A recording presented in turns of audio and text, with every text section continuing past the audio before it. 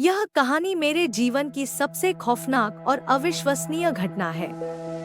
यह घटना आज भी मेरे रोंगटे खड़े कर देती है और हर बार जब मैं इसे याद करता हूँ, तो मेरी रूह कांप जाती है। मैं पेशे से एक लॉरी ड्राइवर हूँ और जिस रात की बात मैं आपको बताने जा रहा हूँ, वो रात मेरे जीवन की सबसे भयानक रात थी। साल 2015 की बात है।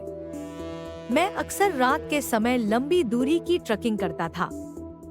उस रात भी मेरी लॉरी में एक बड़ा माल लोड किया गया था और मुझे इसे एक शहर से दूसरे शहर तक पहुंचाना था। यह सफर करीब 400 किलोमीटर का था और रास्ते में बहुत सारे जंगल और सुनसान इलाकों से गुजरना पड़ता था। मैं इस रास्ते पर कई बार जा चुका था, इसलिए मुझे किसी प्रकार का डर नहीं था।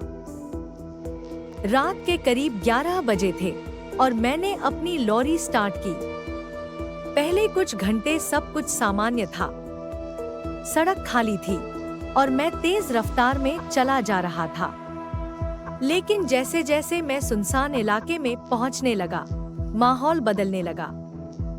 सड़क के किनारे घना जंगल था और अचानक मेरी लॉरी का इंजन बंद हो गया। मैंने कई बार कोशिश की, लेकिन वो स्टार्ट ही नहीं हो रही थी। आसपास कोई नहीं था, सिर्फ घुप अंधेरा और पेड़ों की सरसराहट। मेरी घबराहट बढ़ने लगी। मैंने हिम्मत जुटाई और गाड़ी से उतरकर इंजन चेक करने लगा। तभी मुझे सड़क के दूसरी ओर किसी की हल्की परछाई दिखी। एक आदमी का साया था, लेकिन वो स्थिर खड़ा हुआ था, एकदम बिना हिले डुले। मुझे लगा शायद कोई राहगीर है जो मदद मांग रहा हो। मैंने उसे आवाज दी, भाई कौन हो? कुछ चाहिए क्या? लेकिन उसने कोई जवाब नहीं दिया।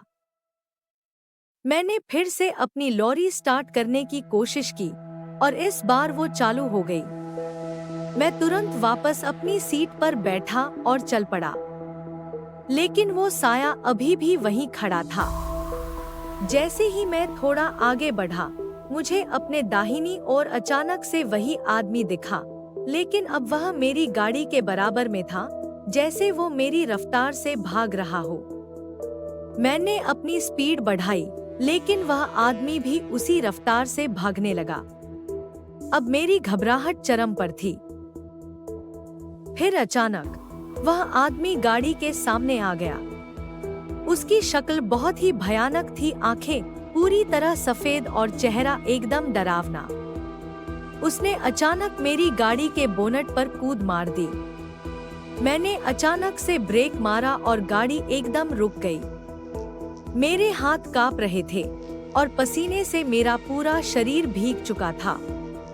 मैंने जैसे तैसे खुद को संभाला और बाहर निकलकर देखा, लेकिन वहां कोई नहीं था। उस आदमी का नामो निशान नहीं था।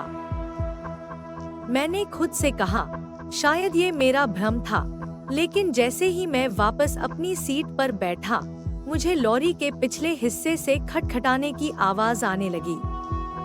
आवाज लगातार तेज होती जा रही थी, जैसे कोई गाड़ी के अंदर आने की कोशिश कर रहा हो। मेरा दिल जोर जोर से धड़कने लगा। मैंने तुरंत मिरर में देखा और मुझे लॉरी के पीछे वही भयानक चेहरा दिखाई दिया। वो आदमी अब लॉरी के अंदर घुसने की कोशिश कर रहा था। मैंने जल्दी से गाड़ी स्टार्ट की और तेजी से वहां से भागा, लेकिन उस आदमी का चेहरा मेरे दिमाग से नहीं निकल रहा था। वो अब भी मेरी गाड़ी के पीछे दिखाई दे रहा था। मेरी हालत खराब हो चुकी थी।